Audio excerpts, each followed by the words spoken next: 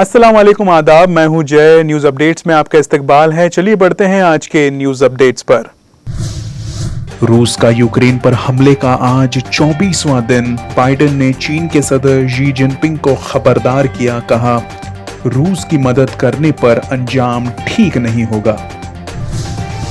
अगले महीने भारत में चौथी लहर का खतरा। चीन में स्टेल्थ ओमिक्रॉन से 5,000 से 17,000 तक पहुंचा डेली एक्टिव केस। कर्नाटका में एक बस पलटी, 8 मुसाफिर हलाक, तुलबा के साथ 20 से ज्यादा अफराद जख्मी। दुनिया की सबसे बड़ी इस्लामी तंजीम नहदतुल उलमा के बोर्ड में 11 खवातीन शामिल। खवातीन को मिलेगा बराबरी का दर्जा।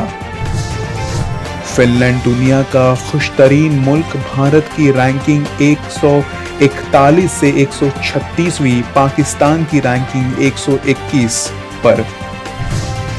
तेलंगाना के finance minister T Harish Rao ने जुम्मे को ऐलान किया कि रियासती हुकूमत ने जिला सिद्दीपेट में सरकारी मुलाजमत के ख्वाहिशमंदों के लिए मुफ्त कोचिंग फराहम करने के लिए इकदाम किए हैं।